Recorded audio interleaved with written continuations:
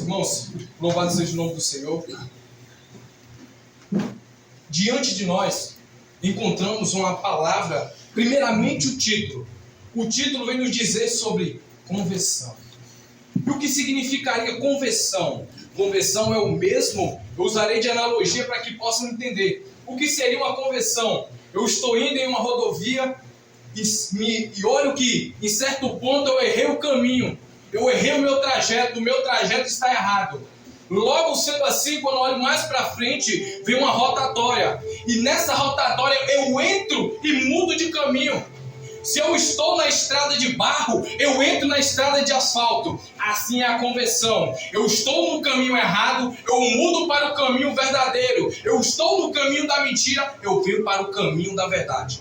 Isso significa conversão. Glória a Deus, aleluia. Aleluia. Mas o mais interessante é dizer conversão. Conversão quer dizer que quando eu fui convencido de que alguém que eu devo acreditar, alguém que eu devo crer. E essa pessoa se chama Jesus Cristo de Nazaré. Glória a Deus. Muitos dizem, eu sou convertido, porém as suas obras não condiz com o que ele diz. As atitudes diz totalmente diferente daquilo que ele fala. Por isso que a palavra do Senhor vem nos dizer que o povo dele honra ele somente com os lábios e não com o coração. Assim o Senhor vem nos dizer a verdadeira conversão através de Paulo, o chamado também de Saulo. Mas essa palavra, ela é somente a base da pregação. Ela é somente a base que Cristo me direcionou. Mas primeiro, para eu contar a história de Saulo, ou também chamado Paulo de Tarso, eu tenho que também te mostrar em João 3,16, que diz: porque Deus amou o mundo de tal maneira que deu seu Filho unigênito para que todo aquele que nele crê, repita comigo, para que todo aquele que nele crê, não pereça, mas tenha a vida eterna. Foi isso que o nosso Cristo, quando veio para a terra, ele fez. Ele nos amou assim como Deus. Ele nos amou a tanta forma que se entregou na cruz do Calvário. Não foi só por mim que estou aqui em cima do altar, mas foi por todos. Não foi só por nós que estamos dentro da igreja, mas foi por aqueles que estão lá de fora também. Cristo nos enviou, Cristo nos escolheu para uma missão ao qual não podemos olhar para trás. Aleluia. Não podemos deixar se nós já fizemos a conversão, porque voltar para o erro novamente. Será que verdadeiramente eu acreditei nas palavras de Cristo? Ou será que mais uma vez eu me iludi? Eu me iludi com o meu coração. Mas diante de João 3,16, eu tenho que levar também os irmãos em Efésios. Efésios capítulo 2, do verso 2, capítulo 2, verso 4 e verso 5. Efésios 2, aquele que quiser me acompanhar, fica à vontade, irmãos. A palavra é necessária. Se você tem dúvida, se está pregando a palavra, olhe, observe, analise. Efésios 2, capítulo 2, verso 4 e 5 nos diz: mas Deus, que é riquíssimo em misericórdia, pelo seu muito amor com que nos amou, estando nós ainda mortos em nossas ofensas, nos vivificou juntamente com Cristo, pela graça sois salvos. Então não adianta no meu coração eu dizer que eu creio em Deus. Aí eu quero dizer para você, Deus não veio para resgatar e nem para salvar crente, mas veio para resgatar e salvar cristão. Porque crer e acreditar, até Satanás crê em Deus e estremece na presença dele. Então não adianta só você dizer, eu creio em Jesus, eu acredito na palavra dele. Como você pode dizer isso se você não cumpre a palavra dele? Se você não anda na palavra dele? Logo sendo assim, a sua fé é vã, a sua fé é mentirosa, a sua fé não vai te levar a lugar nenhum. A sua fé não vai te levar nem para cima e nem para baixo. E não adianta ser neutro. A questão é se arrepender e voltar para a presença do Senhor enquanto é tempo. Sabe por quê? É porque tem pessoas que Deus põe limites. Eu sou prova viva de que Deus ele põe limite. Se Deus não tivesse posto limite em mim, eu não estaria aqui. Se eu passar do limite que Deus me colocou, eu estou só. É muito importante entender que quando Deus tem um chamado na vida do homem, na vida da mulher, Ele escolhe. Ele não somente chama, Ele escolhe. Mas só que o mundo nos engana. O príncipe desse mundo nos engana todo tempo, nos dando alegrias supérfluas. Alegrias que, por um momento, são boas, mas que no passar do tempo, essa mesma alegria que nós temos, ela se torna em tristeza, se torna em sofrimento. E nós perdendo o nosso tempo no mundo, perdendo o nosso tempo em coisas que não agradam ao Senhor. Diante dessa palavra, eu quero dizer que Cristo, Ele está te esperando voltar. Glória a Deus. Glória a Deus. Aleluia. Ele está te esperando voltar. Glória a Deus. Você quer um exemplo de homem que não merecia a misericórdia de Deus, mas alcançou a misericórdia de Deus? Eis um homem aqui na sua frente que não merecia a misericórdia de Deus, mas Deus agiu com misericórdia.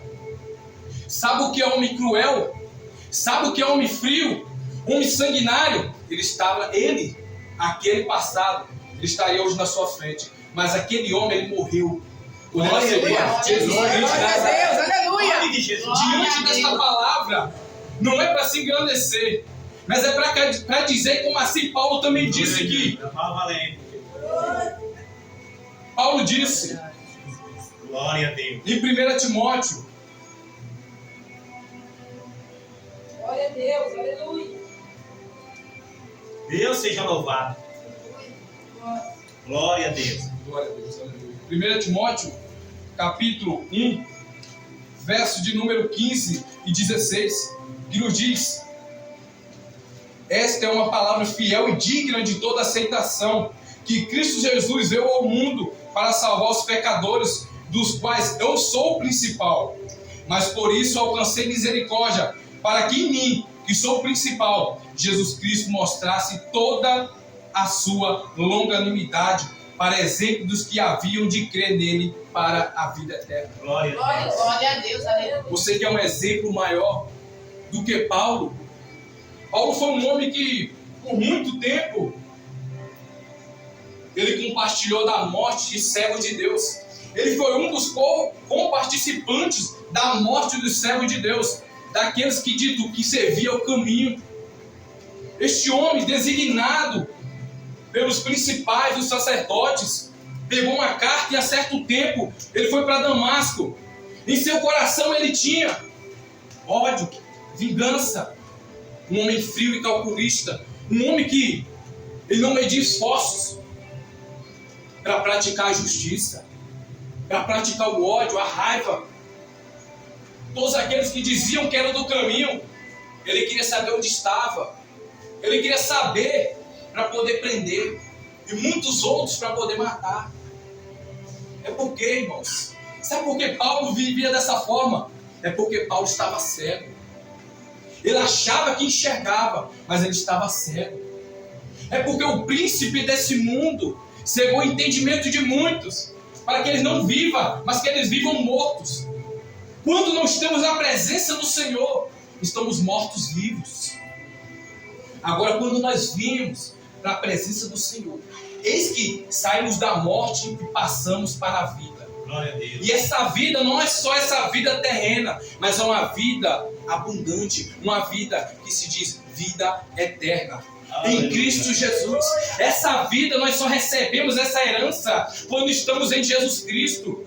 A vida no mundo ela pode ser alegre em certos pontos, mas há uma alegria maior, muito maior do que a que o mundo pode nos oferecer. E essa alegria está em Jesus Cristo. A maior alegria é eu ser liberto. Eu ser liberto do vício. Eu ser liberto da prostituição. Eu ser liberto do ódio. Eu ser liberto da mágoa. A maior alegria que eu posso ter é estar na presença de Deus.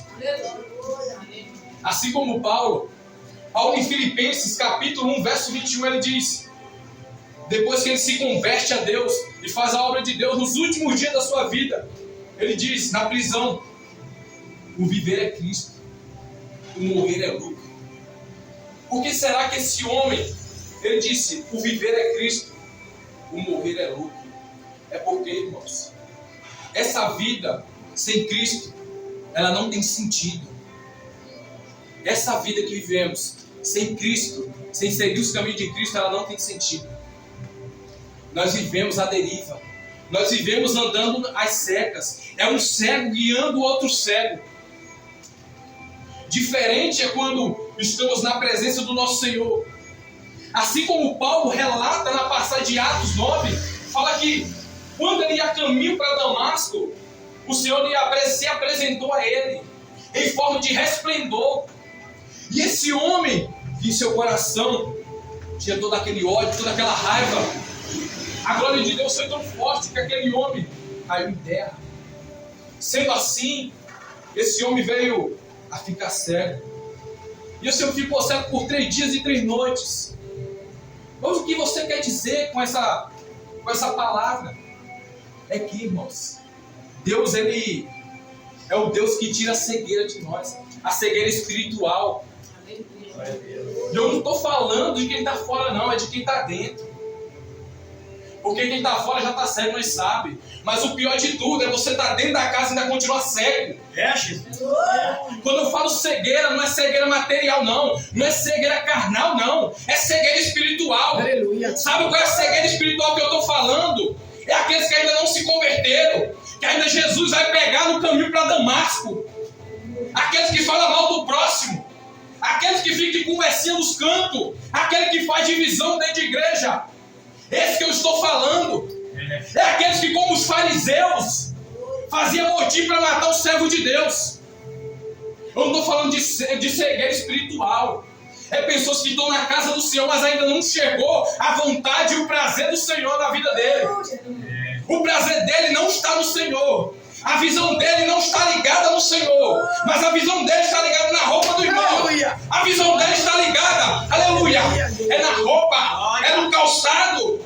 Está ligada, sabe de quê? O foco dele não é Cristo Jesus, mas o foco dele é olhar as fraquezas do irmão, é olhar os defeitos do irmão. Se você julga, é porque você está andando certo. Se você está julgando certo, é porque você está andando certo.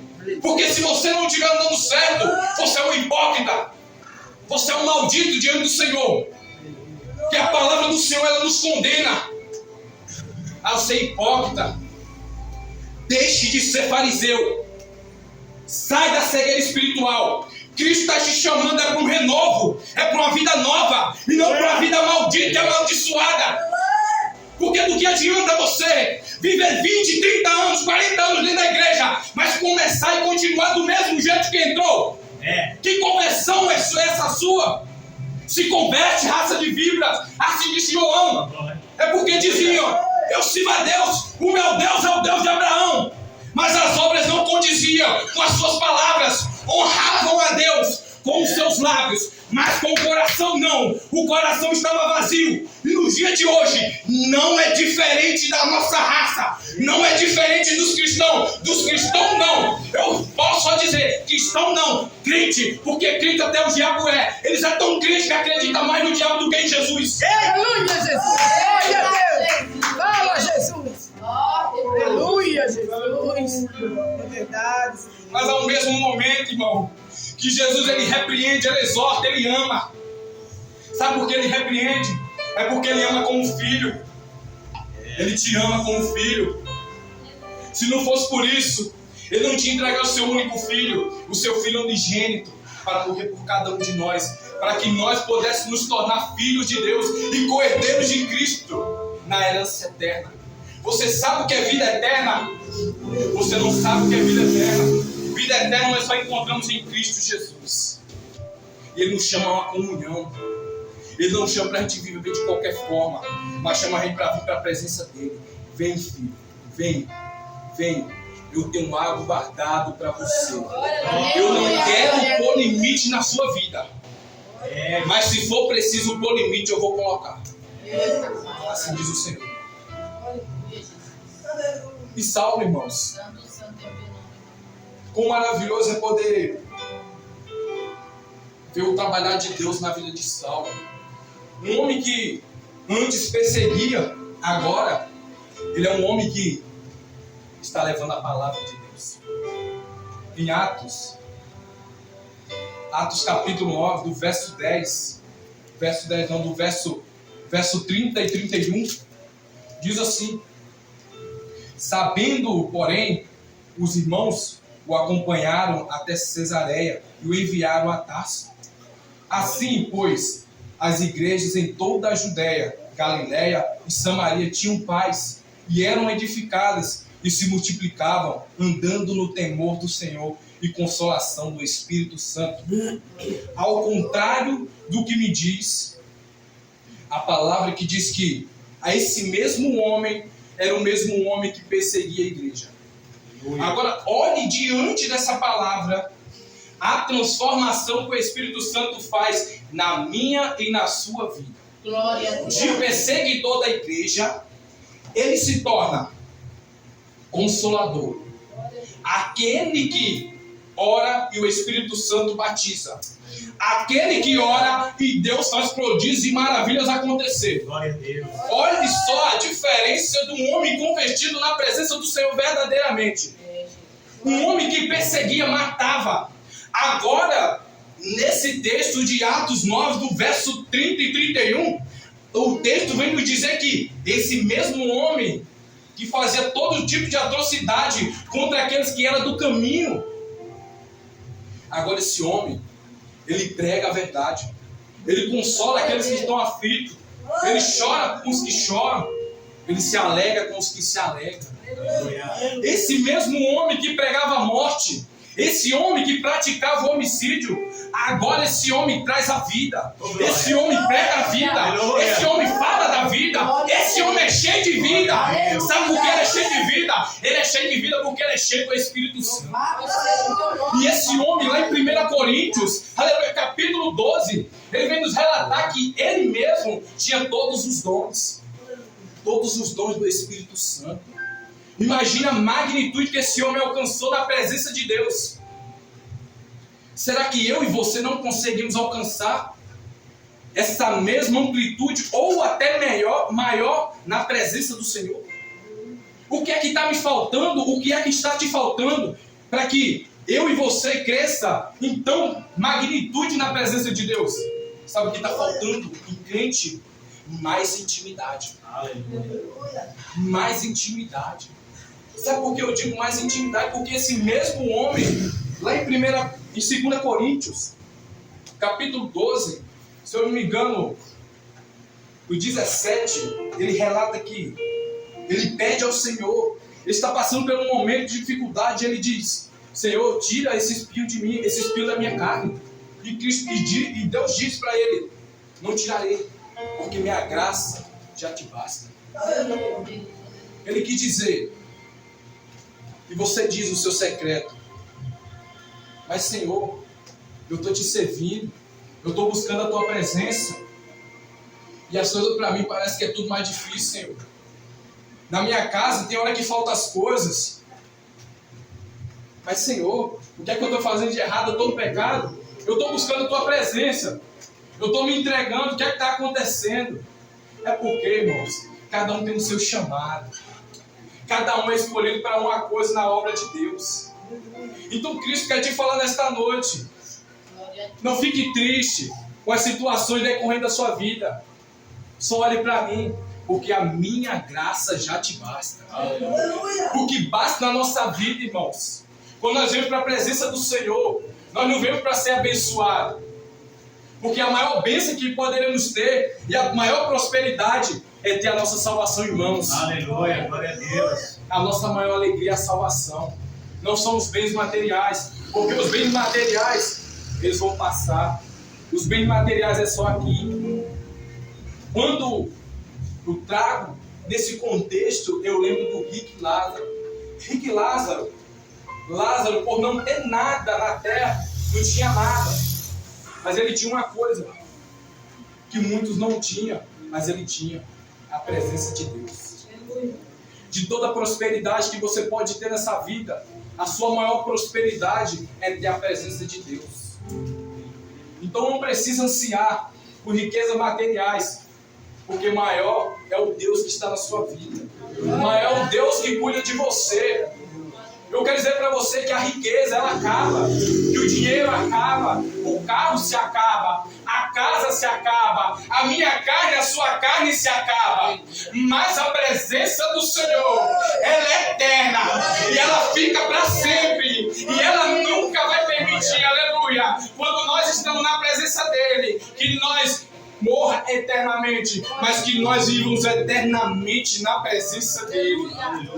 Mas eu quero entender.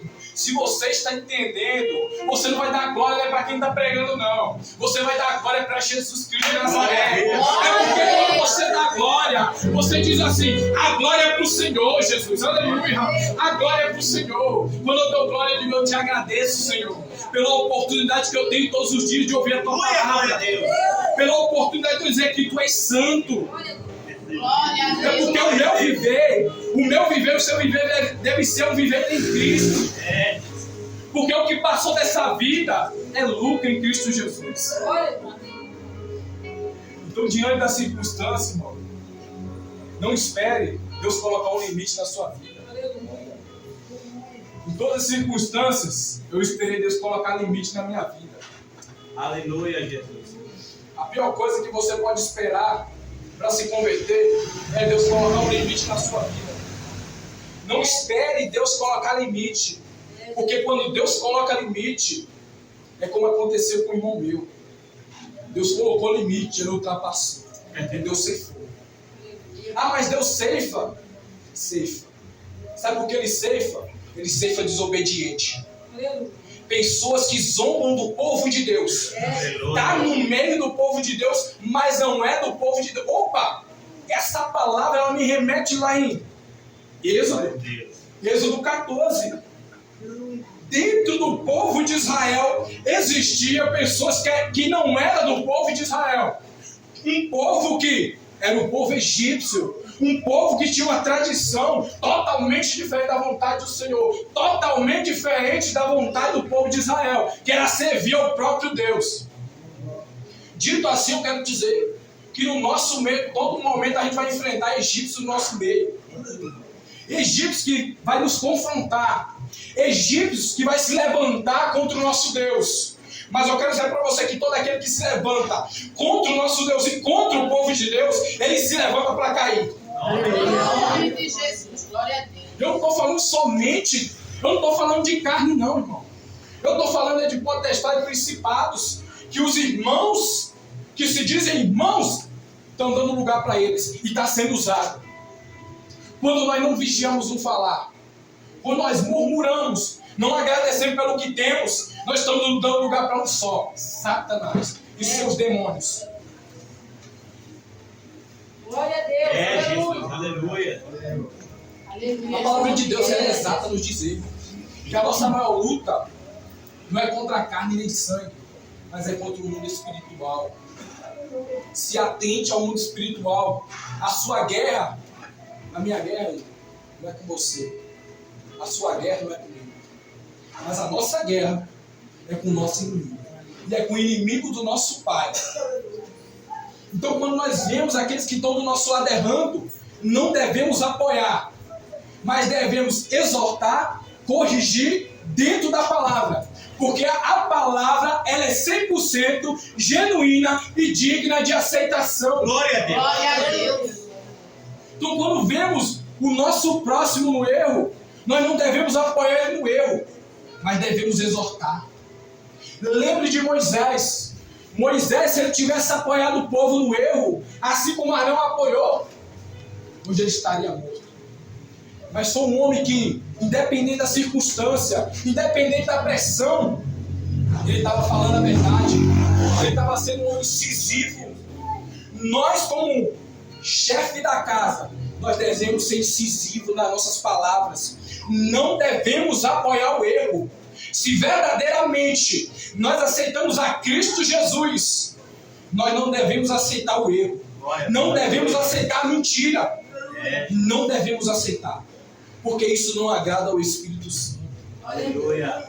Por que será que o Espírito Santo está falando isso no meu coração e para que você ouça e entre no seu coração? É porque em nosso meio há muitos erros que não agradam ao Senhor. Nós não, nos dias de hoje, não nos diferenciamos do povo do Egito. Não nos diferenciamos quando o povo estava lá no Egito, cativo no Egito. Mesmo no sofrimento, permanecia no pecado. Mesmo depois que veio para a presença do Senhor, continuou no pecado, continuou murmurando, continuou fofocando, continuou mentindo, continuou vivendo na mentira. Agora eu quero perguntar, qual é o Cristo que tu está servindo? Mas aí o Espírito Santo me diz, e me manda proclamar, porque Ele me levantou e pôs um limite para que eu não passasse para poder pregar a verdade. Porque no dia que eu pregar da mentira, Deus me mata. Deus me põe limite, porque Ele falou assim, no dia que você sair, passar do meu limite, eu te mato. Foi assim que Deus me tratou. Entendeu? É porque tem pessoas que têm um coração duro. Tem pessoas que estão dentro da casa de Deus, mas estão atacando o servo de Deus. Cuidado. Cuidado, não ataque o servo de Deus. Não ataque aqueles que Deus levantou. Porque aquele que se exalta será abatido. Mas aquele que se humilha será exaltado. Quando Deus disse, se você passar do limite, eu te mato. É porque Ele falou, prega a verdade. Não importa quem doa. Prega a verdade. Fala a verdade. Não pregue para massagear ego de ninguém. Ego de ninguém. Cristo me levantou e te levantou, não foi para massagear ego de ninguém. Nem da minha casa, nem da sua casa. Nem dentro da igreja, nem fora da igreja. Nem do trabalho, nem fora do trabalho. Ele me chamou para pregar a verdade. Se está na mentira, eu vou falar. Está no pecado, eu vou falar. Está no pecado. E se não se converter, vai para o inferno. E vai queimar eternamente. A palavra de Deus, irmãos, ela é dura. Ah, mas Jesus era amor. Mentira. Ele não era só amor, não. Ele também era exortação. Ele executava o plano de Deus. Se Deus falasse é para fazer, Ele fazia. O mais interessante é que essas pessoas que dizem que Deus é amor, elas não vivem o amor de Deus. O amor de Deus só serve para elas, mas para o próximo não serve o amor de Deus.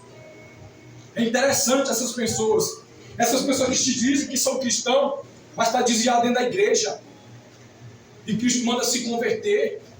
Faz uma conversão verdadeira. A conversão que Cristo quer, a atitude, é seguindo a palavra dele, que é 100% digno de aceitação.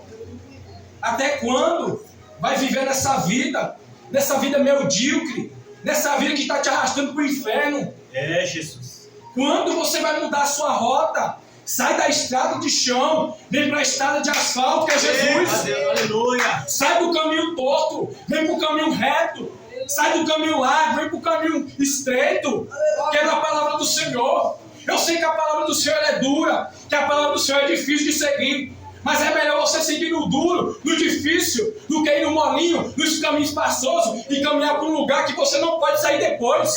Jesus. Você sabe o que é o sofrimento da carne que você vive aqui? Lá no inferno vai ser muito pior. Jesus, é assim mesmo. Não é muito melhor você aceitar Cristo, se converter, virar crente de verdade, virar um cristão de verdade aqui na terra, enquanto você tem vida, porque enquanto há vida, ainda há esperança. Aleluia. Eu creio. Porque se você se converter e verdadeiramente andar nos caminhos de Cristo, você terá salvação, você terá vida eterna. E essa vida eterna só está para aqueles que cumprem a palavra. Sendo assim, quando eu cumpro a palavra, eu tenho vida eterna. Ah, mas é muito difícil. Essa vida de crente não pode fazer nada. Pode, irmão. Pode glorificar o nome do Senhor. Pode dar glória. Aleluia. A palavra do Senhor é dura, mas ela resgata, ela salva, ela liberta, ela cura, ela salva. Glória a Deus. Louvado seja o nome do Senhor. É que assim, o homem, ele monta a pregação, ele monta esboço, ele monta um texto completo, bonitinho, mas só que Deus, ele tem um agir diferente. Deus, ele chama, como o dia é domingo da família, ele chama para tratar a família. Ele quer dizer assim, sai dessa vida e vem para cá. Glória Eu a Deus. verdadeiramente eu sou o caminho. Glória a Deus. Esse caminho que você está seguindo é o caminho da mentira, o caminho da inglória, é o caminho da desonra. Segue o meu caminho, que eu te mostrarei coisas maiores do que você imagina e pode imaginar. Aleluia. Jesus. Mas irmãos, como um dia eu já estive nesse mundão e quem me conhece sabe o meu testemunho.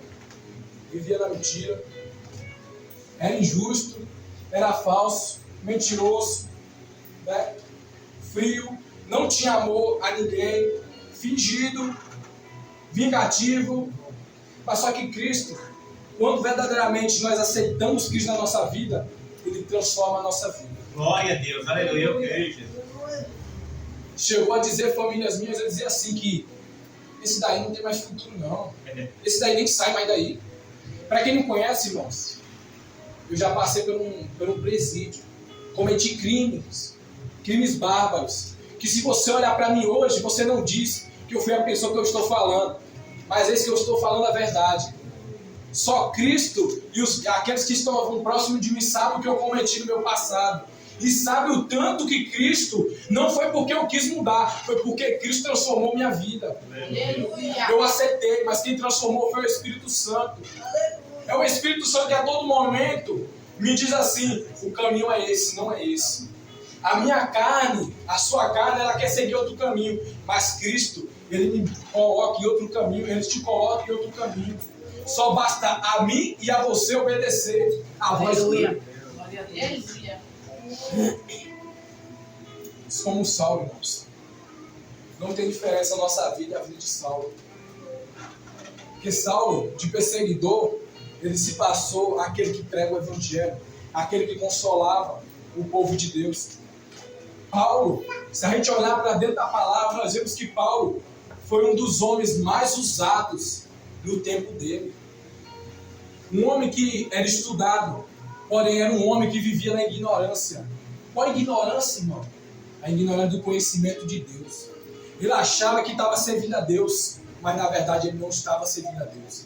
Ele estava servindo ao diabo e ao pecado. Ele achava que estava no caminho certo, mas não estava no caminho certo. Ele estava perseguindo o caminho certo, até que Cristo colocou limite e disse para ele: duro é para você dar coice contra os aguilhões. Sabe por que ele falou coice? É porque quando nós não estamos aprendendo, nós somos igual animais irracionais. Nós somos igual animais irracionais. Glória a Deus. Que nós ouvimos a palavra de Deus, mas não deixamos a palavra de Deus adentrar e aprofundar no nosso coração. Glória a Deus. Essa é a palavra de Deus, irmãos, nesta noite. É uma palavra que quer nos chamar para viver uma comunhão em família, união. No domingo da família, eu quero falar não da família material, não da família constituída aqui na terra, mas eu quero falar da família constituída por Deus. Aquela família que é união e comunhão, orando, louvando, intercedendo uns pelos outros, com um ato de amor.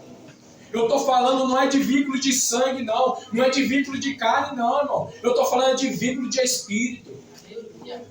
É vínculo de espírito. Porque a família que hoje nós temos, essa vai se passar. Nós vai se tornar uma família só. E aquela família que são filhos de um pai só, que é Deus. Portanto que Ele nos amou de tal forma que entregou seu Filho por nós. Então se atente, olhe, observe o mundo, observe a vida em Cristo, mas analise com cuidado, com atenção. Você que não acredita que Cristo existe, ou que está vivendo a vida de qualquer forma, analise mais a palavra, leia a palavra, vê se o meu Cristo e o Cristo da igreja não é o Cristo verdadeiro, vê se o meu Deus e o Deus da igreja não é o Deus verdadeiro.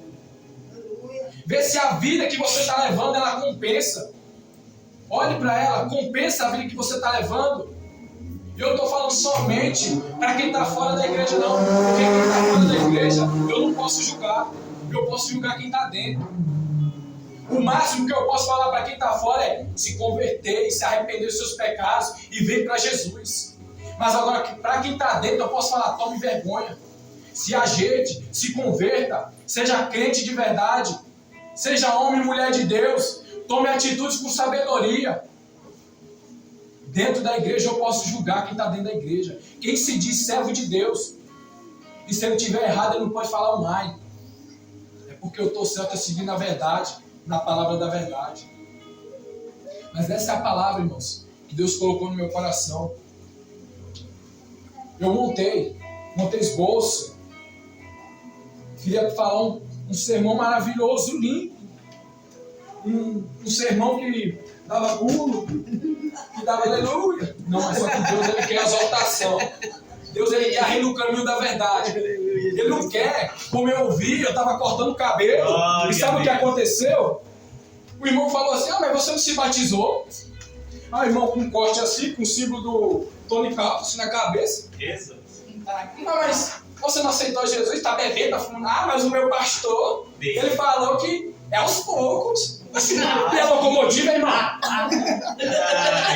Se converte. O próprio pastor tem que se converter e tomar vergonha na cara. Eita Deus. Irmão, como a gente diz no Nordeste, cabra de peia, cabra sem vergonha. Tá pregando o evangelho fácil. Ele não tá de olho, não é na salvação das almas, não, irmão. Ele tá de olho nisso. E cuidado ele. Porque quando chegar aquele dia, Cristo vai dizer, apartai-vos de mim, malditos. E eu não quero ouvir isso. Você quer ouvir isso? Diga assim, eu não quero ouvir. Eu não quero, não. Oh, glória. Aleluia, irmão. Então levante e vamos orar em nome de Jesus. Coloquei dos puros, irmão. Ele é muito durinho, né, irmão? Vamos orar aí, irmão. Vamos orar, irmão. Soberano Deus e eterno Pai, Pai amado e querido.